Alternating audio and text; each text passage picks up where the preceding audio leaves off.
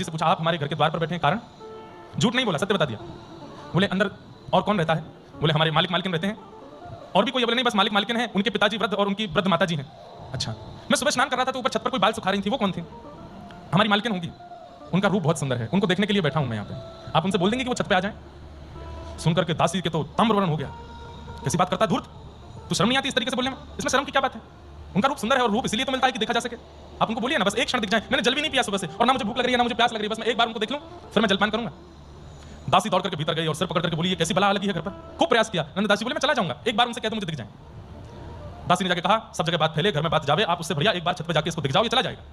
और वो छतरानी जाकर के, बड़ा अटपटा सा चरित्र है नंददास जी का। दासी छतरानी छत पर आकर के खड़ी हो गई और नंददास जी ने उसको देख लिया और जैसा कहा था वैसा ही, बस एक झलक देख करके तुरंत कुएं का जल लेके फिर पानी पिया, जलपान किया। वो वहां से चली गई, आप भी चले गए। बोली बला गई, भगवान पता नहीं कभी कभी क्या परीक्षा लेते हैं। अगले दिन भोर में दासी जैसे घर पर आई तो क्या देखती है, नंददास जी फिर से बाहर बैठे हैं और वहीं देख रहे हैं। दासी बोली अब क्या चाहिए? आज का कोटा भी तो उनके दर्शन से ही पूरा होगा, उनसे बोल दीजिए छत पे आ जाएं। क्या कर रहा है तू? मुझे भोजन नहीं सुहाता, मुझे जल नहीं सुहाता, उनको देखने के बाद ही इच्छा होती है कुछ खाने पीने की, एक बार बोल दीजिए ना। दासी भीतर गई, छतरानी से जाके बोली ये तो फिर आ गया है, द्वार पर खड़ा है। छतरानी बोली ये मेरे कौन से पाप का मुझे फल मिल रहा है, ये क्या हो रहा है साथ में? उसी समय उस घर के स्वामी छतरी का आगमन हुआ। घर पर आकर के देखा तो अपनी पत्नी को व्यथित देख करके पूछने लगा क्या बात है? घबरा करके उसने सब सत्य बताया। बोले मैं, मेरे मन में कोई दोष नहीं है, पर 2-3 दिन से ये एक ब्राह्मण है द्वार पर आकर के बैठ जाता है और कहता है मुझे देखना है। बैठा यहाँ पर, संभवतः आपकी पत्नी है वो। हाँ तो उनको दिखा दीजिए ना एक बार। क्षत्रिय बोला तेरा मुंह ना तोड़ दूं मैं, तेरी गर्दन काट के ना फेंक दूं मैं, निकल जा यहाँ से। बोले आप मुंह तोड़ देना, गर्दन भी काट देना, एक बार उनका मुख दिखा दो। इतने में ही बूढ़े ससुर जी जो उसके पिताजी थे क्षत्रिय के, वो आ गए।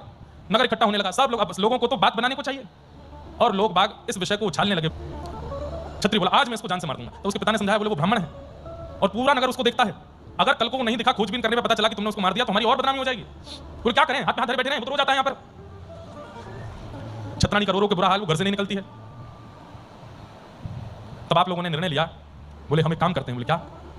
हमारे गुरुदेव गोसाई श्री विठलनाथ जी गोकुल में विराजते हैं। देखो ठाकुर जी कभी कभी गुरु आश्रय कैसे करवाते हैं, और हम लोगों पर धनवन भी खूब ज्यादा है, तो रात रात में किसी को पता नहीं लगने देते हैं और ये नगर छोड़ करके हम लोग गोकुल चले जाते हैं। ये बला भी छूट जाएगी, गुरुदेव की सन्निधि भी मिल जाएगी, ब्रजवास भी हो जाएगा और सब लोग इस पर रजामंदी हो गए।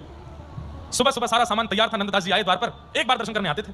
वो छतरानी आकर के जैसी छत पर खड़ी हुई उसको देख के नंददास जी चले गए। नंददास जी के जाते ही आप लोगों ने सारा सामान बैलगाड़ी में रखा, निकल गए वहां से और सीधे गोकुल।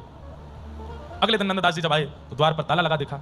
आसपास लोगों से पूछा ये कहाँ है, इनका घर बंद क्यों है? तो किसी ने बता ही दिया, वो पता तो चली जाती सबको। किसी ने बता दिया, बोले वो तो अपने गुरुदेव के पास गोकुल चले गए। गोकुल का नाम सुनते ही नंददास जी ने गोकुल की राह पकड़ी और आप गोकुल की ओर प्रस्थान करने लगे।